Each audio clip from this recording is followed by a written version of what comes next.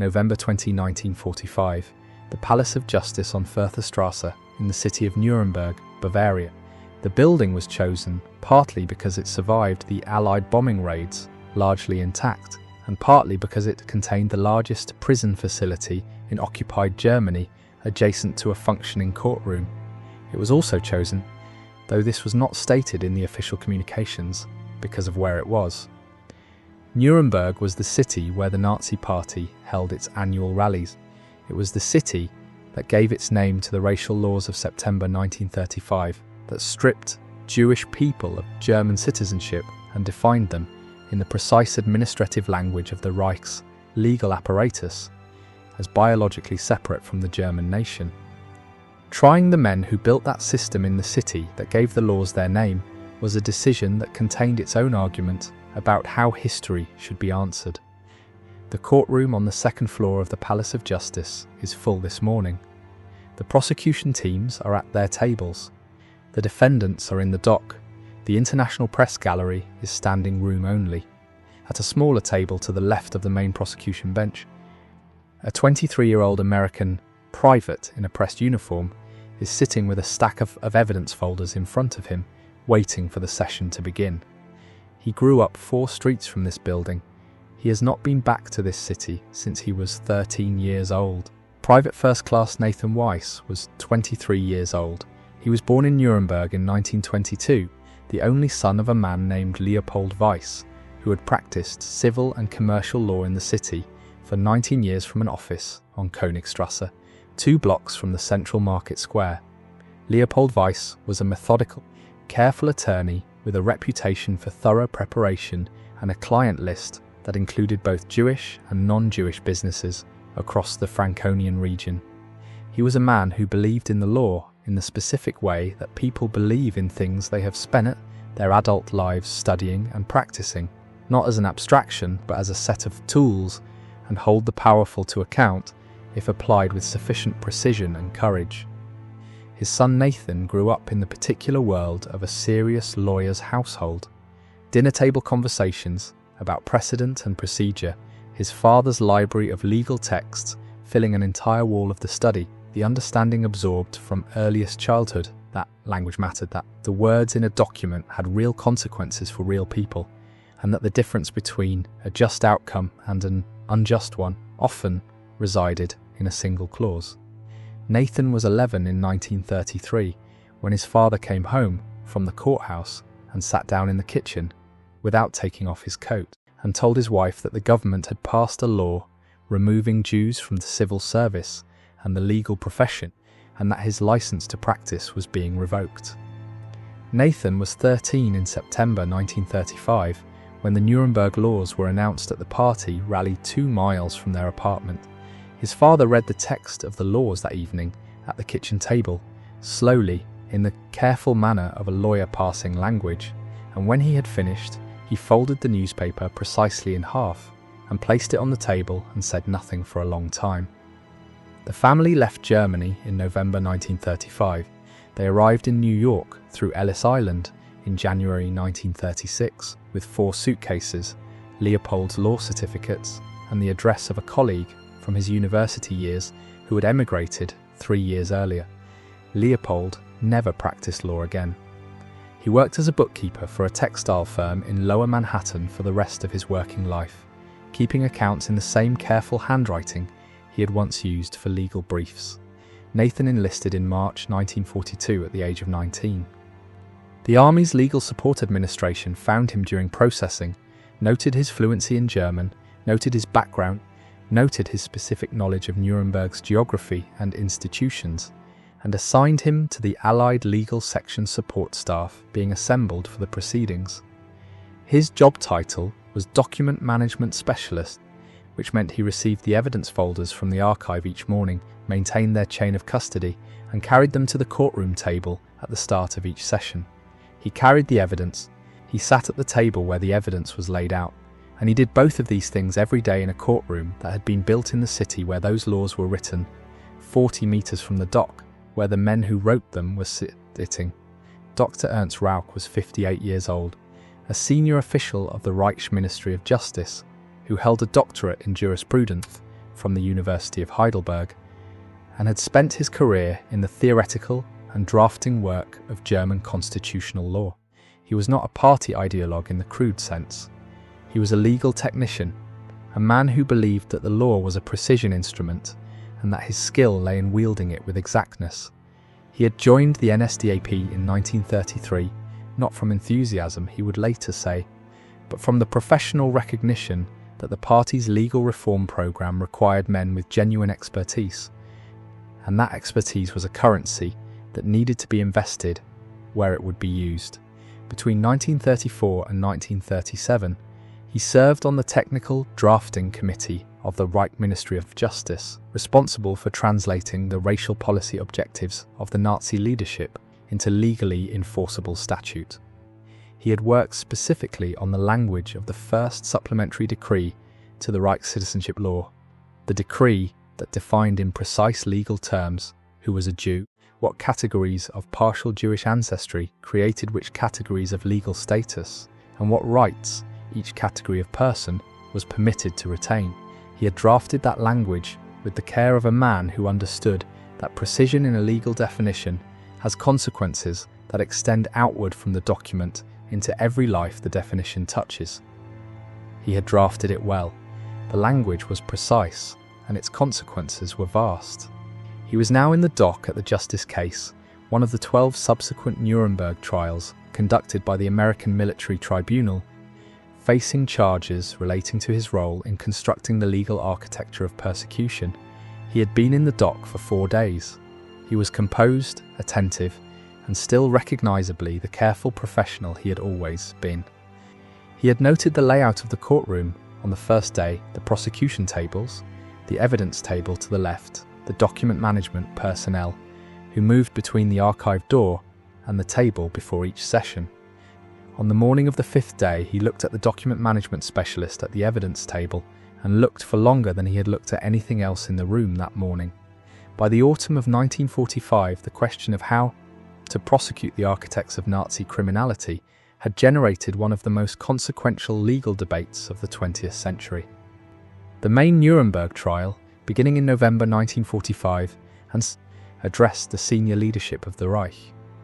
But the men who had built the machinery, the lawyers who drafted the laws, the judges who applied them, the administrators who translated them into operational reality at every level of German civic life, numbered in the thousands, and the question of how the law could reach them was not simple. The Justice case, tried before the American Military Tribunal in 1947, was the proceeding specifically designed to answer that question in the domain of legal professionals.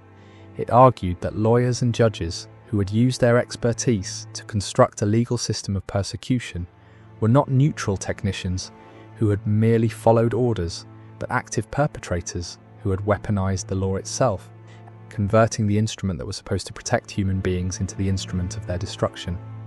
This argument was not self-evident to everyone.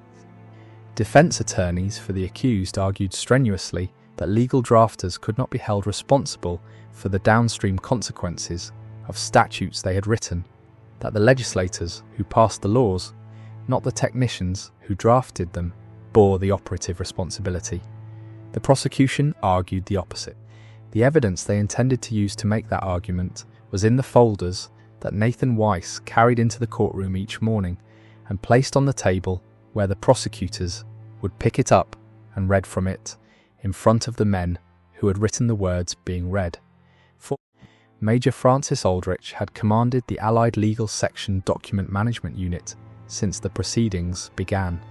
He was a 39-year-old former prosecutor from Baltimore who had been watching the courtroom with the systematic attention of someone trained to notice what witnesses and defendants did when they thought no one was looking at them specifically. On the morning of the 5th day, he watched Rauch's eyes follow Nathan Weiss from the archive door to the evidence table and back. He watched for long enough to be certain of what he was seeing. After the morning session, he called Weiss into his office in the administrative wing of the building and asked him directly whether he knew who Rauch was. Nathan said yes. He said Rauch had been on the drafting committee for the first supplementary decree. He said the decree defined who was a Jew under German law.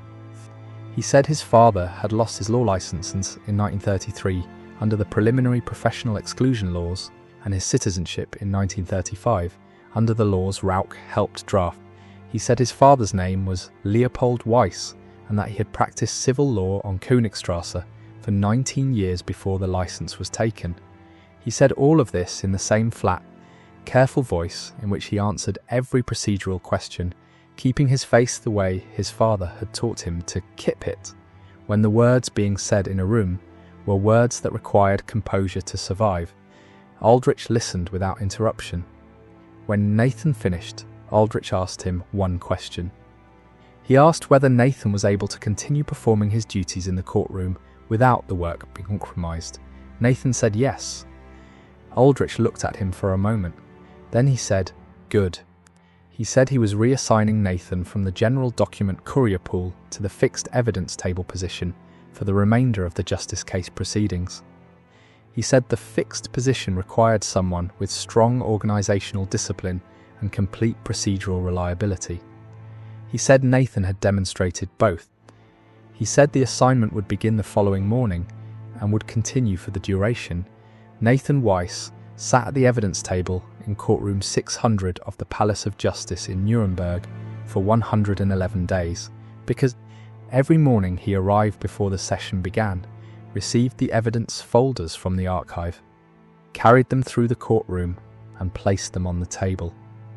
Every morning he walked past the dock where the defendants sat. He did not look at Rauch when he walked past. He did not acknowledge him in any way. He sat at the evidence table and maintained the chain of custody of the evidence folders and passed them to the prosecutors when they were requested, and received them back when they were returned, and logged each transfer in the custody register. With the small, careful handwriting he had inherited from his father, he did this every day for 111 days. On the 111th day, July 14, 1947, the American Military Tribunal delivered its verdicts in the justice case. 4 of the defendants were convicted of crimes against humanity. Rauch was among them. He was sentenced to 10 years imprisonment. Nathan Weiss was in the courtroom. He was sitting at the evidence table. He received the evidence folders back from the prosecution after the session concluded, logged them into the custody register, and returned them to the archive. Nathan Weiss was discharged from the army in September 1947. He returned to New York and enrolled at Columbia Law School on the GI Bill, completing his degree in 1950. He was admitted to the New York State Bar in 1951 and practiced civil and commercial law from an office in Lower Manhattan for 38 years, retiring in 1989. He was known among his colleagues for his meticulous preparation and his particular patience in cases that required the sustained, careful accumulation of documentary evidence over long periods. He never spoke publicly about Nuremberg. He spoke about his father's law practice often to his children and later his grandchildren, describing the office on Königstrasse with the specific detail of someone preserving a room that no longer exists. His father, Leopold, died in New York in 1961 without returning to Germany. Nathan visited Nuremberg once after his retirement in 1991, accompanying a group of American legal historians touring the Palace of Justice. He walked through courtroom 600. A young German historian who was part of the tour group noticed that he was standing for a long time at the left side of the room near the prosecution tables and asked him whether he had a particular connection to the proceedings. Nathan looked at the place where the evidence table had stood for 111 days. He said he had done some work here once, a long time ago. He died in 2004 at the age of 81. His son donated his discharge papers, his custody register from the justice case proceedings, and a single photograph to the archives of the United States Holocaust Memorial Museum. The photograph shows a young American soldier in a pressed uniform sitting at a table in a large courtroom with a stack of evidence folders in front of him. He is not looking at the camera, he is looking at the folders. Ernst Rauch served 4 years of his 10-year sentence before being released under the General Clemency Program of 1951, which reduced or eliminated the sentences of many convicted war crimes defendants in the context of West German rearmament and Cold War political pressures. He returned to private life in West Germany and worked for the remainder of his career as a legal consultant for a commercial firm in Frankfurt. He never gave public statements about the justice case or his role in drafting the Nuremberg Laws. He died in 1969. The legal framework he helped construct, the first supplementary decree to the Reich citizenship law with its precise definitions and careful language, was cited as a primary evidentiary document in the justice case proceedings and remains in the historical examples of how legal expertise can be converted into an instrument of mass persecution when the people who possess that expertise choose to place it in service of a system designed to destroy rather than protect. And some legal historians who have studied the justice case have argued that the verdicts were insufficiently severe given the scale of the harm that the defendant's legal work enabled, and that the subsequent clemency program effectively negated what accountability the trials had managed to establish. They point to the rapid reintegration of many convicted defendants into West German professional and civic life as evidence that the proceedings, however historically significant, failed to achieve meaningful individual deterrence or institutional transformation in the German legal profession. Others have argued the opposite, that the justice case established for the first time in international law the principle that legal professionals can claim professional neutrality when their expertise is placed in service of systematic persecution, and that this principle, however imperfectly enforced in 1947, became the foundation of every subsequent international legal standard governing the conduct of legal and judicial professionals in relation to crimes against humanity. What is certain is that for 111 days in 1947, the son of a lawyer whose license was taken by the laws being prosecuted carried the evidence of those laws into the room where the men who wrote them were being held to account, and did it with the same careful and composed precision that his father had brought to 19 years of legal practice in the city where those laws were named. If you had been Nathan Weiss sitting at that table every morning, what would you have felt when you placed the evidence folders down and walked past the dock on your way back to your seat? Leave your answer in the comments. And if you believe the stories of the men who answered history, not with a weapon, but with a custody register, and 111 mornings of showing up deserve to be remembered, subscribe, because the record still has rooms in it that have not yet been fully described.